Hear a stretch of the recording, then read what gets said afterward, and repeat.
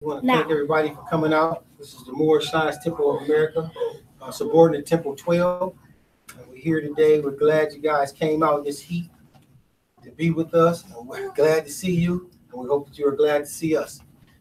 We're in a little bit of a different environment due to the heat.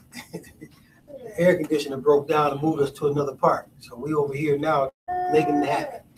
If anyone needs to use the restroom when they go out, if you go back to where we came in at and go left, there's a restroom down there. So you'll be able to go down there. If you go this way, you can go down this hall and go to the same restroom. Just go down, make a left at the end of the hallway. That's all. We have a couple things we want to talk about today. Does anybody have any questions that you may have that before we get started? I usually start off with that. Anybody? Any questions whatsoever, related or unrelated to?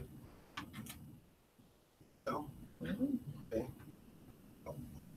Oh, shoot. I better.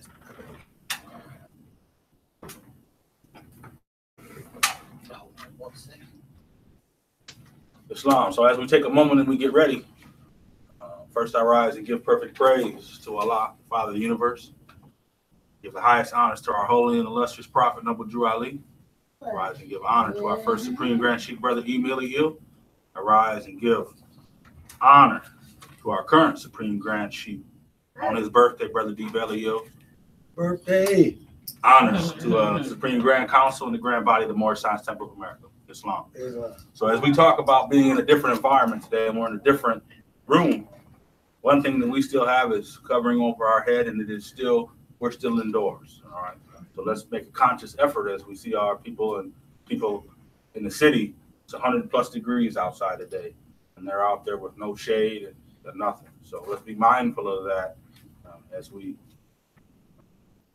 partake of this service that we're going to have today. Make sure we take a look at our elderly friends and family and check on people today. Take the time to make sure that they're able to function in this. Pets and all those things can't function out there. It's extremely hot today. So Islam. Okay, we're gonna get started with in our Holy Quran, Moorish Science Temple of America. You know what it looked like. There it is.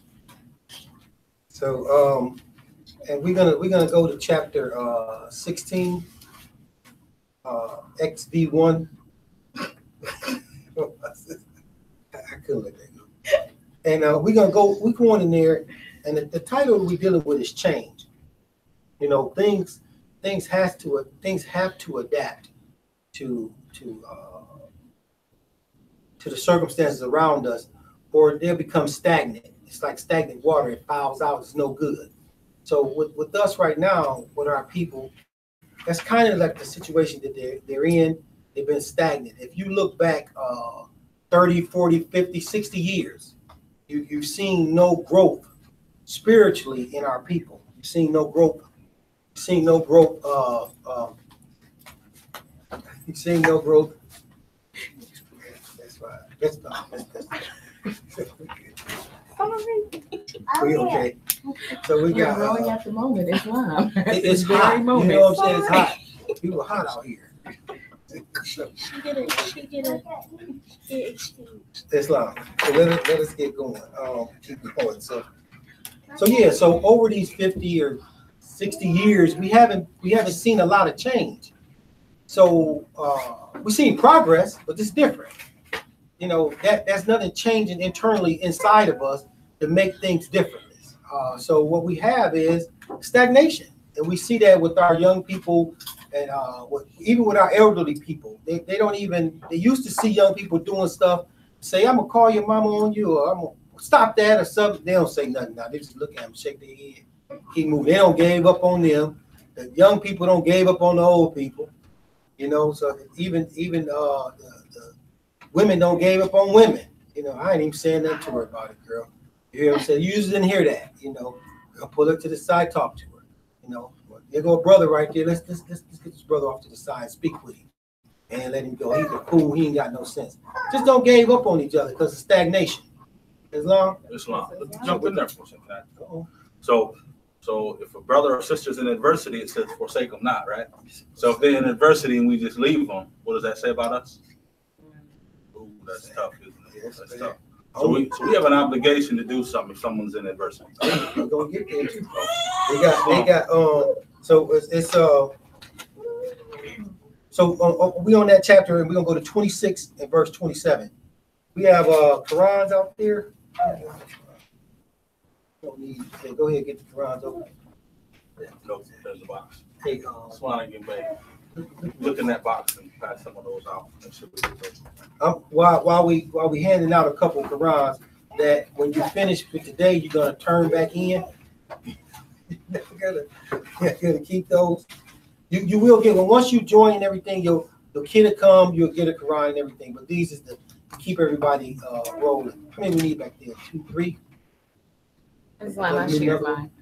Okay. So. So in 2026,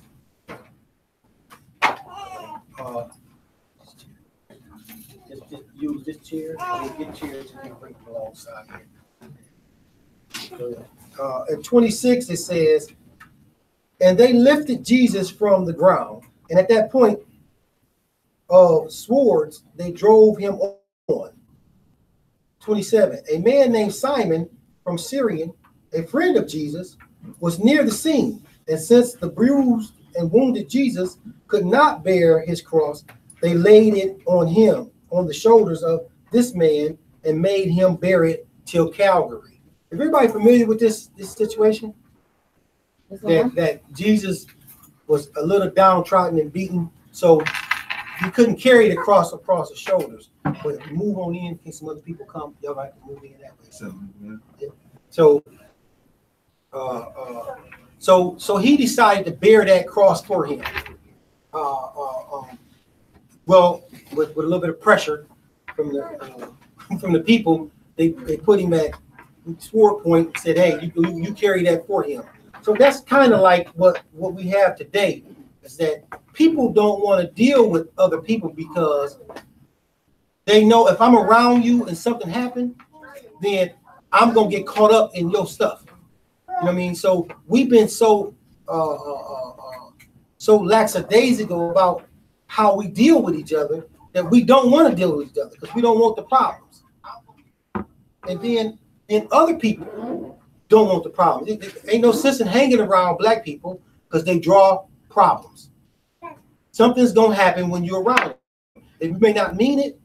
So white people avoid you because you black. Arab people avoid you because you black. Unless you're one of our women working in the store. I'm just playing. But but a lot of people avoid us.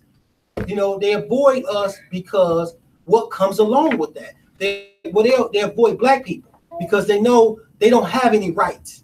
They see black people being killed in the streets, just shot right for no reason whatsoever. Nothing happening to the assailant. They fired upon him, not in self-defense or any kind of way. So with that being the case, I don't want to be around him and catch a bullet. So a lot of people avoid for that very reason. Why? That was a true friend of Jesus, because he knew that everybody was hating Jesus at the time, but he still stayed by his side, even though the people hated him. And he knew that he could get caught up in something, but he still maintained his position and his loyalty. So until we come to a point where we're honorable among each other and we're able to be loyal to who we are, I'm a Moorish American. You know what I'm saying? Ancient Moabite. So I stand strong on what I am and who I am with my brother all the time. Right, wrong, or indifference. Until we get to that point of honor among our people, then we can't be respected. We can't be respected by other people or each other. That's why our people don't respect each other, because they know nobody's gonna stand by them. I'm on my own out here. I got to do it all myself. I'm all by myself. Well, I tell you what to do. Go over there and get some welfare. That's what you do. You know what I'm saying? Don't come over my house no more. And these are the things that we have to deal with. Is there any responses to that about helping somebody out and in the fear of being caught up in their stuff, just trying to help them out? Islam. Do you think that although that part exists, do you think that there's something else that exists, not just the fear of getting caught up in it? And well, let me say, the dichotomy of the fear of getting caught up in it, meaning what it looks like to people from the outside, but also how you feel on the inside if you get what you consider caught up in it. Yeah. Islam. There's been a lot of studies about the difference between what people feel about breaking laws and breaking customs. So customs, as looked at upon in the community and things, are more important than the law. So what something looks like or acts like, smells like, or whatever, is more important than the law itself. So those unwritten rules are more important in society than any other things. So they've done billions of studies on it, all kinds of stuff. Grab some books, give you some titles, read that stuff. It's been studied. So you see there's a television show with the guy where they just What would you do? What would you do? Okay, those are strategic tests to see. They know what you're gonna do. Why? Because those are breaking customs and codes that have been held throughout the years. So that's not by accident that those things happen. So we have those issues. Anybody else with anything on that? Like you see somebody, for instance, you see some guys jumping a girl in the middle of the street, and they beating her down. You know, do you feel like I shouldn't get in that because they might beat me down? I don't. You know, I don't know if I'm supposed to speak out or whatever. But I don't feel like that. right. I help anybody and anything that if they doing something right. Right. I don't help nobody break the law, but You're not gonna be the driver from a getaway. No? Not gonna break the law, but she said she's gonna help. Right. So, anybody else? Because I know you've seen situations where people fight. I seen two young boys that was fighting, but it turned out to end up being 2-on-1. But he was still handling his own. Then they got him down, so it was over with. So they going in for stuff. Hold on, break. No, let's stop, y'all. He is over with. He lost. I'm gonna do this. No, we ain't doing no more. You know, man, who is you? I'm me. You know. So if you afraid to take on what's wrong, how can you expect what's right to happen to you?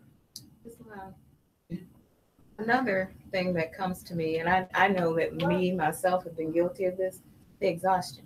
The exhaustion that occurs when you think that you have said the same thing over and over again, and the person or the people keep doing the same thing over and over again, just different ways of doing it. But ultimately, that custom or that norm, that it's the same break. So I think that when I look into myself, there's times where I know that I've been guilty of saying, okay, I'm just going to let this go. I can't even have this discussion today. And that's that very moment that you need to have that discussion. Right. But there's this underlying, I don't want it to appear that I'm telling someone, an adult or someone, what to do. I don't want that appearance. Right. Islam. So to tackle that, and we'll tackle it on a couple of different levels. So, and we run into that where we do the same thing over and over again, and we say they're not getting it. So we give them a little information, and then we go away. That's our obligation. Give them a little information, and we go away. The Prophet warned us, don't endanger our lives with fools. Okay, so if we know at some point it's going to be dangerous to us, we know it's going to be dangerous to us. It's also a danger to not tell them. All right? So I was told many years ago, not to decide is the same thing as to decide. All right, so if you have a hole in your roof and you say, I could fix it right now with this money, but I'm about to go on vacation, you know at some point you're going to have to deal with that situation. Whether you're going to deal with it now or 10 years down the road or 5 years down the road. You're making a conscious effort that you're going to have to deal with it at some point. All right, so if we let those things go. Now, what happens if you make a conscious effort right now to say, I'm not going to deal with it right now? So if you're not going to deal with the roof right this moment, what's going to happen? Or something bad is going to happen. Even more, it's a little more extreme than that it's going to leak. If you let it go and you know it's leaking right now, then it's going to cave in. It's going to cave in. That's what's going to happen. You know in your heart that this young man is using this drug, that drug. At some point, he's going to be on this drug. At some point, he's going to be on that drug. At some point, he's going to be homeless. At some point, he's going to need to be at your home to stay. Right? So it's going to be a progression. It's not just going to stop. And then you're going to say, well, I don't see it. And it's going to go away. It's not going to go away. It's going to gain more force. And as that time goes on and it gains more force, then it's going to be right there that you have no other option. Now it's going to cost you more finance, more people that you want to bring to get involved to fix that. Now you could have done it with 2 people. Now you need 15. Now it's a dire situation and they're gonna want more money, right? But you call the furnace company today and tell them your furnace is for see what's going on. Call them right now and say your furnace is down and it's 100 degrees outside today. And the guy gonna say, boy, look at my book. It's full today. But for $350, I'll come look at it right now. It's gonna cost you a little more. Right? We having to assist somebody for the greater good, for what we feel is good, what is right, is incumbent upon us as individuals. And until we start expressing that concern for other living things and living people, then we're going to continue to stay in the situation that we are in, stagnant, because love is the way out. And if I don't care, then I cannot express love in any kind of way whatsoever. So I have to be able to see that there is a situation at hand and be able to address it. And let's say if I can't, it's 10 of them and they all drunk. You know, I know what's going to happen if I get in there. I'm going to be the other one beat down. So I know that I can't. So, but I at least need, if I can't say something, I can't do it physically with my hands, and I can't say nothing about it verbally, I at least got to hate it in my heart. At the very least, I got to hate it in my heart that I can't do nothing about it. You know, I got to be thinking, what can I do to try to help him or help this situation? And these are the things that has to happen to relieve the stagnation that we're dealing with as a people as a whole. And, Islam. Hold on. So you said you have to have a thought that's incorrect. Mm-mm. Is that what you said? You need it. A thought. So internally, you have to know that that's wrong. And when people have a true thought, in a true, they see it on your face. When people are going through changes and you look at it and you say, oh, he's looking at it like that's just not right. And then the thought jumps in their head and they say, what? And you see people get away from it. Because that thought that you just gave just jumped off onto them people, right? Because you truly in your heart hate it. So we have to, the prophet said, lace our boots up with our conduct and our character. If our character is a little different than somebody else's, they look at you, well, what makes you different than him? My character. Right? That's our character is different. We know that. And so we're going to go on to the chapter 14. And it's number 22. That's X1B.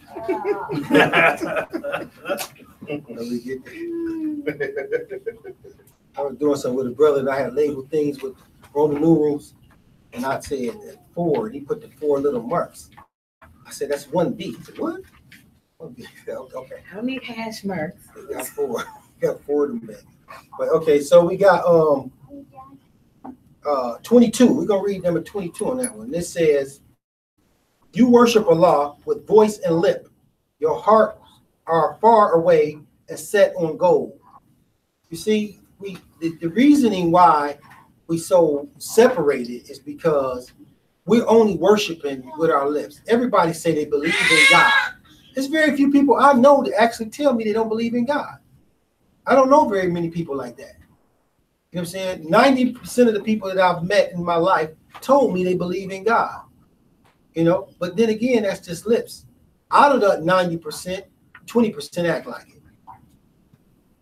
20% act like it. You know, if you believed in God the way you say you believe in God, you couldn't really stand and watch somebody beat somebody down. It'll kill you. It's just gonna hurt. It's gonna hurt too bad to sit there and watch it. You're gonna be forced by your very nature to do something about it. And so when we say we believe, when we say that we love Allah, and we say all these things, we should be cognizant of the fact that, hey, do I act like it? I mean, if somebody follow me around, would they assume, man, he must believe in God? Something, he doing some good stuff. I know one thing, he ain't doing no wrong. Would they say that, or would they say, They go, you know what that means? And I'm not saying, you know, you went in the bar and had a drink, No, that's not gonna take you down. We develop at our own rate and pace.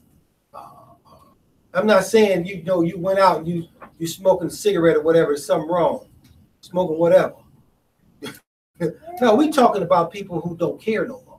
It's all about me. It's all about me, because that's where the danger is at.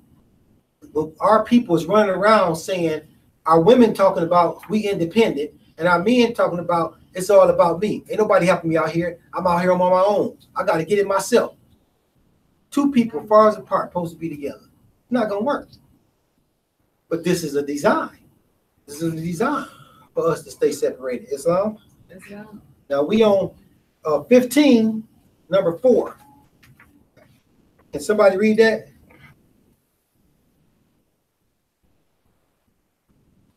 Go ahead, sister, right here. Have I the strength to overcome and give my life a willing sacrifice for men? Hey, good job. You broke that down. So, have I the strength to overcome and give my life a willing sacrifice for men? Now, when we say sacrifice, the first thing that comes to mind is what? Somebody answer that for me. When I say sacrifice, what? Giving up something. Giving up something. Anybody else? What do you? The first thing comes out, you hear sacrifice. That exact sentence. Go ahead. Not doing it? Not doing it. Yeah. Anybody else in the back here? We got no participation in the back there. It's kind of quiet. Is what? Yeah. Well, and sometimes we hear sacrifice when we read in the Old Testament. We see that this sacrifices. Abraham was going to sacrifice his son, right? So that was a thing. So he can be sacrifice of life, of limb, and everything. But this is something for something, right? You had a loss. So so sacrifice is what we do. But this is not talking about that in that sense. The when you want to give your life as a sacrifice for men, that is, do you want to spend the rest of your life doing the right things in life as an example for other people? I know that I can go out here and make $1 million by doing something I ain't got no business doing, but I also can be an example to somebody to say, you don't need to do that, So can I sacrifice all of these worldly things, all of these desires that I have as an example? Can I sacrifice those things to be an example for men to see? We got as Muslims, and this is a thing that comes out that is in our particular temple, or in the Moorish Science Temple of America, a man is supposed to have one wife in a state.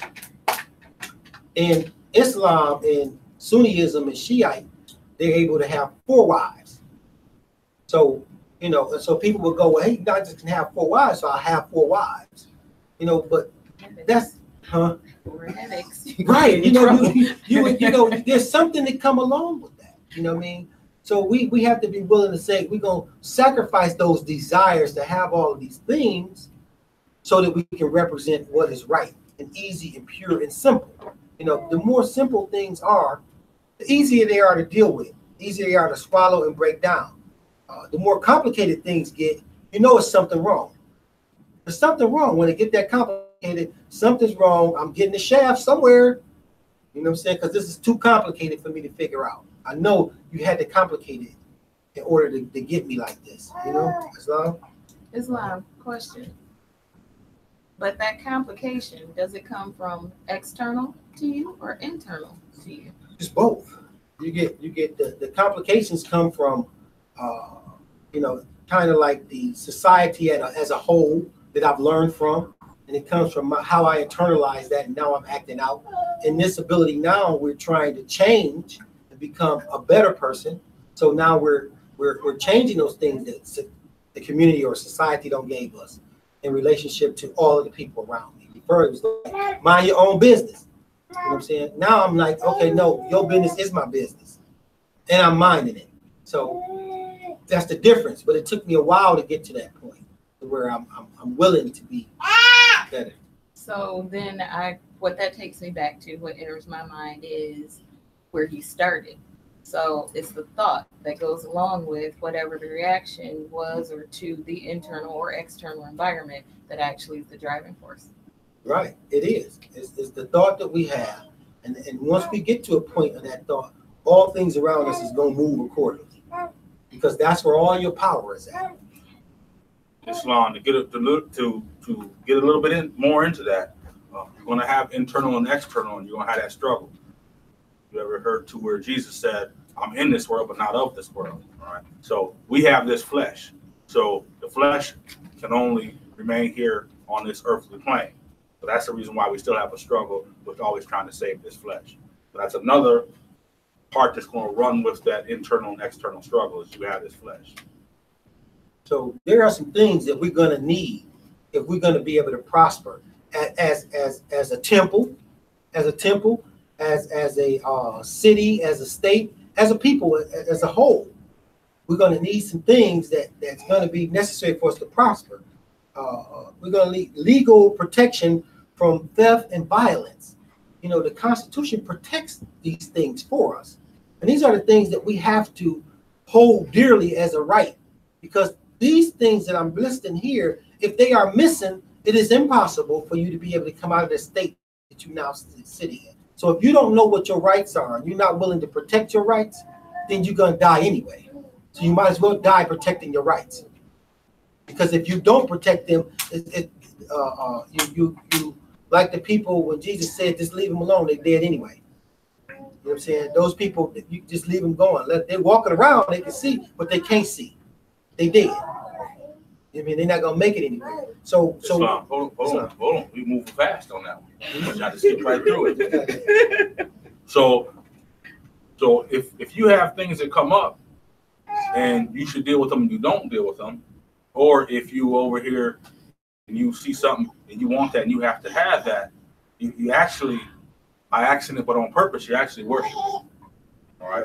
So if you can deal with something and you don't, and you say, well, but I gotta have this, so I'm just not gonna do this. That's actually worshiping that. So that's idolatry. Yeah, definitely. So the things we want to have legal protections. So we want to make sure that's something that we stand firmly on. That we want violence. We don't want to tolerate that. We don't want to tolerate theft. Don't steal nothing from my neighbor. You know what I'm saying? Don't come around here hollering and screaming, talking about fighting nobody. We talk things out over here. We work these things out and we get everybody what they need and we get through this. We don't do all that over here. You know, you got a gun, we got 10. So go on. So we have to be willing to stand firmly on the things that we know is going to lead to our demise. And if we don't have a control over violence and theft in our own areas, then that means that we're gonna lose our rights to it. We're gonna lose our rights to our own things because we're gonna allow somebody else to come in and steal them with violence. We're gonna allow the police to come to our neighborhood and say, this is what we need to do to control you and your neighborhood. No, we got this under control. Bye. You know, or you're gonna find yourself in a cell. So these are the things that these are the rights that we need to protect. Another one is we must have justice in courts. We can't continue on deciding that we're gonna go to court and somebody else is going to protect our rights. What are your rights? The first right that you have when you enter the court is you have to have a status. You have to say who you are. What's your standing in that court? What is your standing? You have to, if I go to court and it's a French guy get into an argument with a guy that's from Spain. Both of them arguing, neither one of them speaking the same language.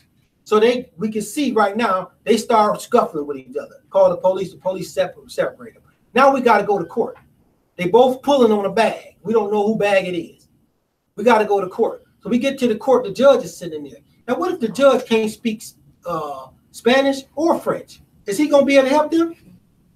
No. It's not. No. He's an interpreter. Right, he won't. So we need somebody to do that. Then next thing we're going to need is somebody to understand what is the laws, French laws, and what is the Spanish laws that govern these people, because they're not from here. They're not governed by them same laws. So how do we look into this? So first thing has to happen is they have to come in and say, hey, I'm French. And these are the laws that I have in relationship to the United States. And the other person got to say, hey, I'm from Spain. These are the laws. So now we know what to judge them by. Islam. So we are the same way. We have to come in with a standing. If you white, you come in and you say, hey, I'm white, which gives me a standing in court. It's not that my color is that. No, it's a standing. White is a standing. So you got people from Africa that come over here. They can sit on their passport. It's called they're white. That's their standing. When they have a legal matter, they have that standing in court. When you come in and you say, hey, I'm black, they go, okay, that ain't no standing. But we don't want to be rude to you. We want you to feel good. You know what I'm saying? Oh, so you went through everything. You proved everything. Yep. Right. You had bad standing. We're gonna find that you got bad to get out. You know. Yeah. So you can't win. You're not in the position to win because you had no standing. It's like if I come in as the judge and say, okay, she has standing, he don't, but I give it to him anyway. She's gonna take me to a higher court because he know that she don't have that he don't have standing. She knows that he don't have it, so she's gonna go to the next court until she gets satisfied. So no judge want to be in that position. So very few of them really want to help you out as a black person. But when you go in and you say, hey, my nationality is Moorish American, so now he has to deal with you from what? From a treaty that you already have in place. Wow. From laws that your prophet had already put in for you. You know what I'm saying? Islam. Just wanted to stay dealing, not to move too far, but dealing with that situation of the status, standings. The Europeans, when they came from Germany, Italy, etc., they didn't pick up the status of white till 1870. Right. This was already your status. They just took it from you Islam. in 1870 and gave you the status of black, right, which takes you completely off the land. Islam. So they took that. Court. So yes, so when they look into their bylaws and their law books and say, okay, well, where is your flag or your national, your creed, all those things, right. That's all come into play. Right. Now, a black person can't have that. African American or Ethiopian / colored or Negro cannot have that. Okay, Islam. Islam. I just want to say that you know, I'm one of those people. For all of y'all that know me, it's not about what somebody tells me. It's about what can be proven or what I can find. And it takes me back to being in a similar room a long time ago and hearing the same conversation and looking at Form 181, the government Form 181, that we all actually fill out but don't realize that we're doing it. That simply asks you what your race is. Well, we figure we know it, so we check the one that we figure we know. Well, it also tells you that you can see the definitions of the races if you want to. We skip it because we figure we know. When you actually look at the whole entire thing, it says, it directs someone from Africa to say that they're white. It says that people who identify as black come from people from the black people of Africa. Islam. Black social group. Islam. It don't even say social group, it just say black people. It does not give any original people, but all the rest of them give original people of original places. It says belonging to one of the black racial groups somewhere in Africa. Right. So it's telling you that somewhere on a continent, probably, every other box says belonging to the original inhabitants. Islam. So when let me jump in real quick so we can move along. In some of those classifications, we'll make sure you read that document because usually on the very top and on the very bottom it says this form is voluntary. Islam. All right. We want to be careful when we look at those things. Your HR department knows what to do with it when depending on how you fill that out. So we want to be very aware of the legal protection from theft and violence. We don't want that happening around us. And we got to make that stand, that thought, what the brother was saying. You got to have that thought that that's not who you are. I'm not a thief and I'm not violent. You know what I'm saying? And I don't stand for that. My kids ain't going to be doing it. You're not going to be around me doing it. If your kids doing it, take your kids down the street somewhere else. Your little kids is violent. You know, you need to take your kids somewhere else. I'm serious, because that's not gonna work. You know, because I'm not whooping them, and you don't need to whoop them. All you do is tell them. Ain't nobody telling them. You know, don't get so bad they ain't listening. No, you're not consistently telling them. You know, you're not consistently telling them. 1 minute you told them, next minute you laughing about them cussing. You know, that ain't right. But so we got the legal protection from theft and violence, justice in our courts. We have to say that we want these things. Now this one is a big one. Legal title to one's land. We have to have a lawful standard as to who land this is. We're not making no sense here. How you gonna be living somewhere and don't nobody have no right to the land? Right now, don't nobody have no right to this land. It's just sitting there, and we just hanging out on somebody else's property. You go to Germany, you can't do that. You go to Spain, you go to England. Somebody has a right to that land, and they're exercising that right. There's no exorcism right here. There's none. Nobody's exercising the right to this land. Why? Because the people that are the land rightfully belong to are completely turned around. They don't know that that's their land. They don't know who they are. They don't know what this is. If I say, hey, this is Morocco, and I'm Moroccan, and this is my land, and I'm making this claim, go, what? Boy, quit playing. I'm black. You black too. You know what I'm saying? There ain't nobody, they don't want to know because they so far away from what you've been taught that you feel like you ain't nothing, that you don't have nothing, when in fact, you are all that, and then some, and you have rights that you are the one that had thought about because you're not upholding those rights. You allow the person to come down the street from you and disrespect your house and your area. You allow these things. The prophet said that he traveled through the cities and the states in the South, and he ascertained that it was our people that was doing the things to themselves. It was them by practicing them Jim Crow laws and all that. They was practicing that. They allowing that. They saying, okay, here, let me give you this, and you don't do that. Okay. So it was us that did that. So a little while ago,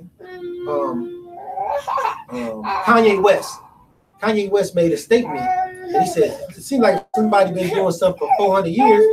They must be willingly complicit in it. They damn near slaughtered him. They almost slaughtered him. I said, boy, that's crazy. You know what I'm saying? He's saying that at a certain point, yeah, it's slavery, but when you get to a certain point, it's not. You willingly complicit. You know, I'm sitting and I'm telling you, you ain't black, and you fighting me. So you should be black, and you should be treated like that. Now, when they shoot you, gun you down the street, and the other black people go, let's march. Well, did we march for the last 200 people that got shot down the street? Mm-hmm. Yes, we did. Did we get anything? No. Okay, I'm gonna handle this myself. I'm gonna handle this myself. I don't want you on my side. You know. So, and again, remember when we started, if you hanging around black people, they might assume that you black and treat you the same way. So you have to be careful when you're dealing with people. I want to help you, but I don't want to die for you. It's particularly when you run around calling yourself black. Now, if I got to die for him or people in here, okay. You know what I'm saying? It is what it is. But I'm not trying to die for somebody who don't even know who they are. They don't even want to accept who they are. They don't even want to become better. They don't even want to do good. Because once you know who you are, it's inevitable. Once you know that you're more, it's inevitable for you to do better. Moors are industrious. Moors are industrious and practice science. It's inevitable that you do better. So we need the legal title to our land, and we need freedom to start businesses. You know, we would say, okay, anybody can start a business. Yeah, you can, but the restriction from the finances to be successful, anybody can't just start a business. We need finance. We need finance, and we don't have access to finance like that. Why? Because we don't see ourselves as an individual group. We don't look like any other people on the planet. United States of America, Moorish Americans, is copper-colored, copper-toned people. And that's who we are. If we see ourselves like that, we can finance our own selves. Just like Chinese people finance Chinese people, Islam. Japanese people, Irish people. Islam. So as we look around this house, around this temple, for what it takes to take care of your home, probably in income, it's probably $750,000 in this house, in this room, for people that, some of you, I know your income, I know my income. We have $750,000 that come in a year, probably in all these people that are sitting in this room. So we have to take a conscious effort at some point to say, to throw 3,000 or 2,000 or 1,000 towards something that we need to make happen. All right, we have to think about that. Somebody comes to me with something that we can talk about, it's something that we need to do. Last year we had the opportunity to cut the lawns for the city. Lawnmowers were covered on grant. Out of all the mowers that we had, how many of them came to take care of any of that? None. So None. Not one. Mowers and everything paid for. I had a friend that was running his business in Waterville. He was going to give me his machines. $40,000 of machines for $5,000. We're going to pay for them. Cash. No argument. Ready? Then you get one person that wanted to help us along with that project. All right. That's putting our money where our mouth is. I was about to buy $40,000 of machinery for $5,000 cash up front, done. All right. We got to be serious about this stuff. Right. And him knowing me as well as he was, he told me I could come pick it up before I paid him. I've known this man 20-something years. All right. And he's European. So obviously he trusts me well enough. Trust me well enough to say, here, you can have this and go. Take the truck to go with it too. All right. So we got to think about those things. So we get this stuff off the ground. And on that note, we need to know that we need to always get our dues paid up. Pay our dues up. We know when the dues come due, it's up to you to pay the dues. It's $20 a month. It's not that bad. But most dues is way more than this.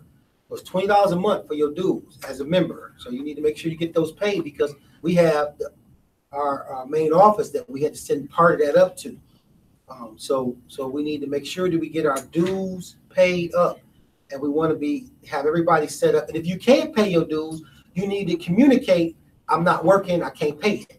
So then I can mark down in there that that's what happened, because it was just a blank, you didn't pay. But if you wasn't working and there's an issue, okay, boom. And then there's a way also, if somebody's not working, other people can pay your dues for you. And you can keep that private. You'll see where, people dues, they'll be like, everybody, let's see who dues, and your dues don't be due. Somebody paid them for you. That's something that you can do to gain blessings from Allah. Is you can pay somebody's dues, and all they do is go, here, man, here go my dues, man, and here, pay somebody else's with that.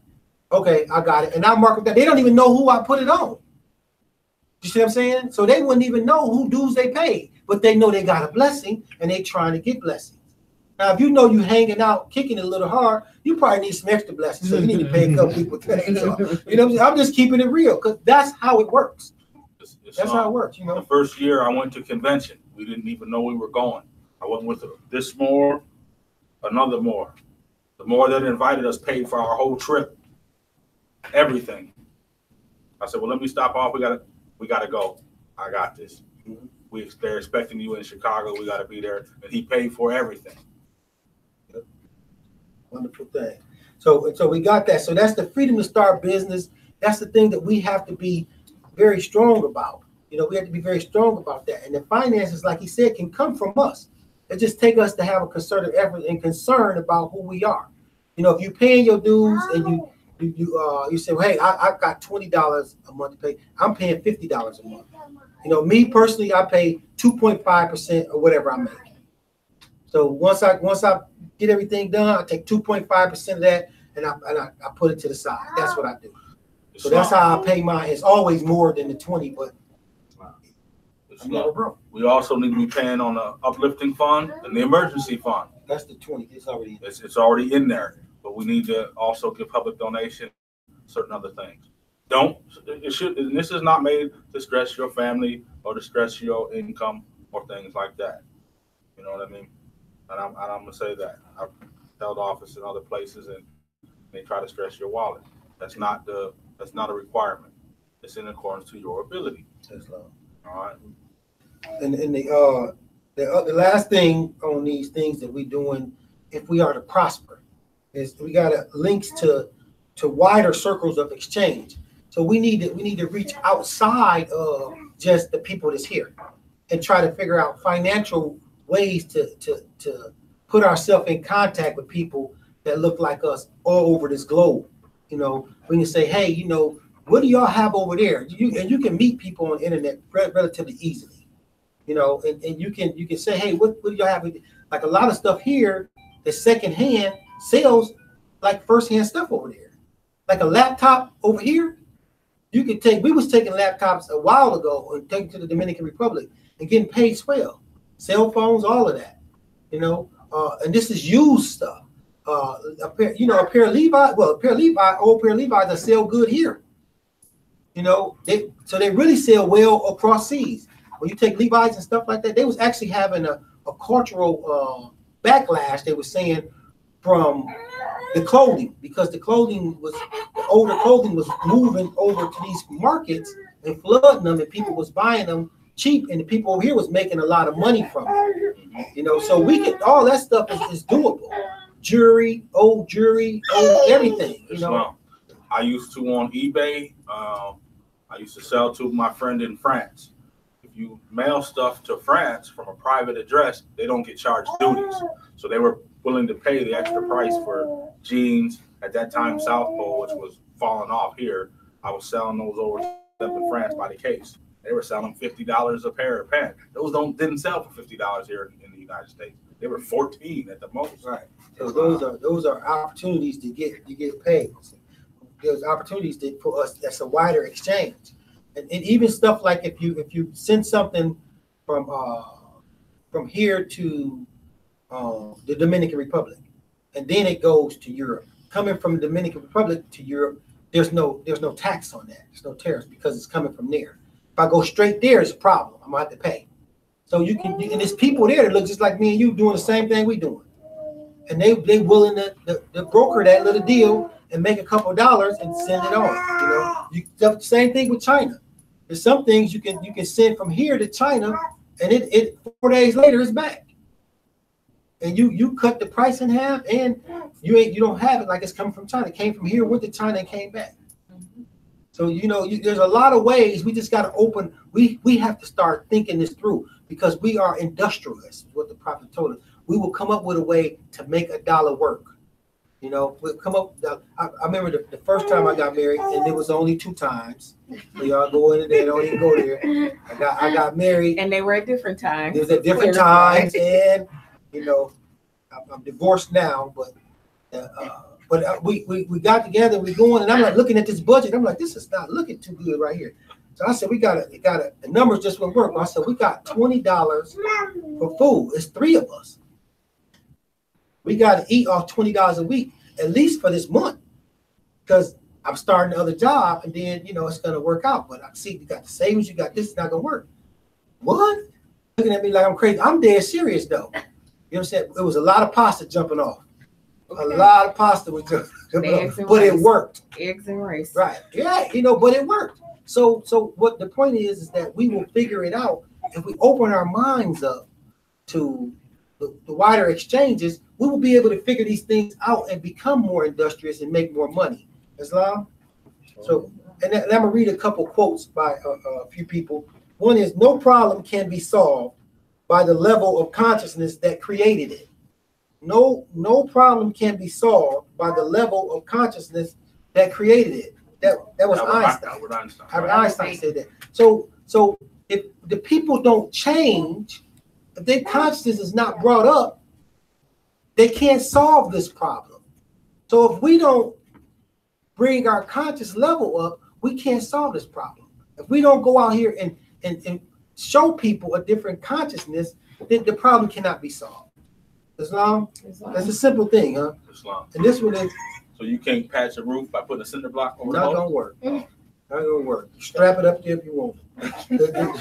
The reason why there will be no change is because the people that stand to lose from change have the power, while the people that stand to gain from change has none.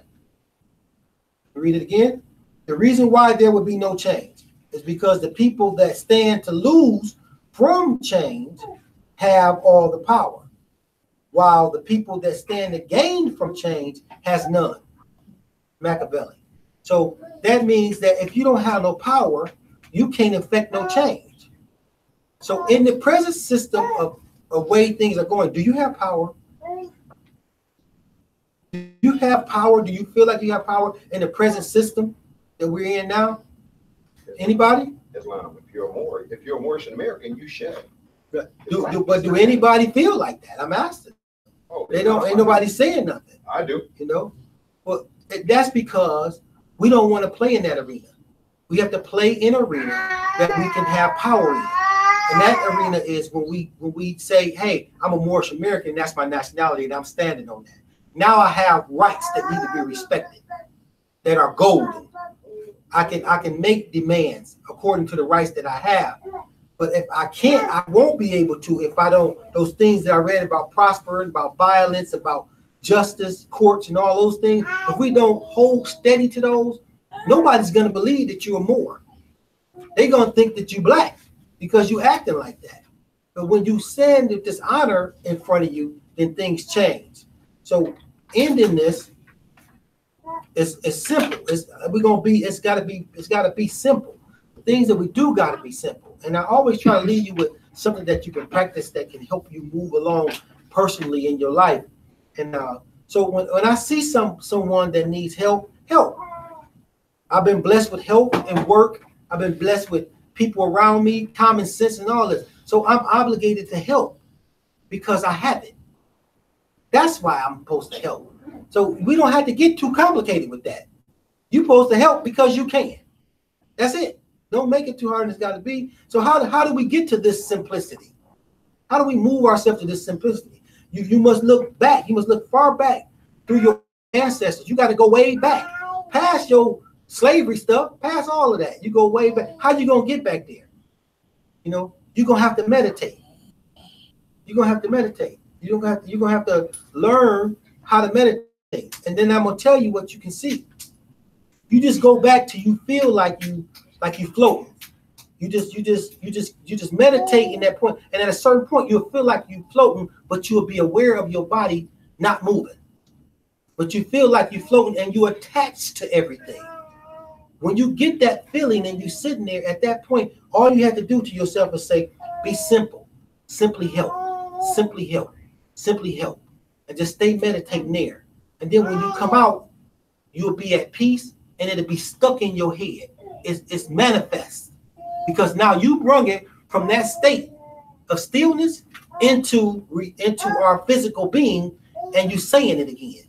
So now it will become manifest. So now you will simply help somebody just because, and it happened on its own. It's like that. It's a movie out. Well, it's been out. It's old now. Where the guy is. You ever see where he's bending?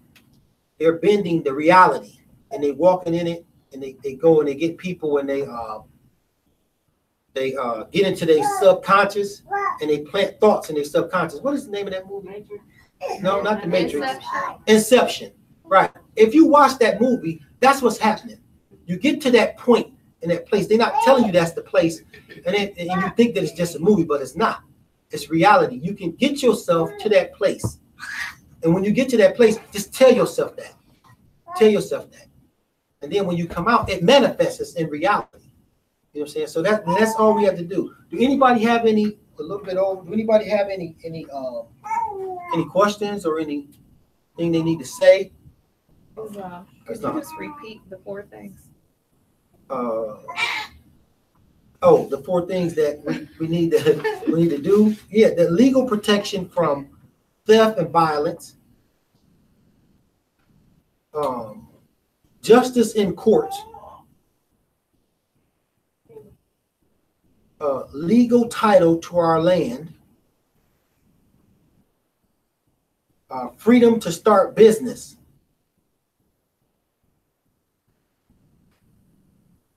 Links to wider circles of exchange. Thank you. Oh, there was one thing I felt it's the rule of law, and that simply states that the law must apply to everybody the same. You know what I mean? Like right now, the rule of law wouldn't be active in these United States because it don't apply to everybody the same.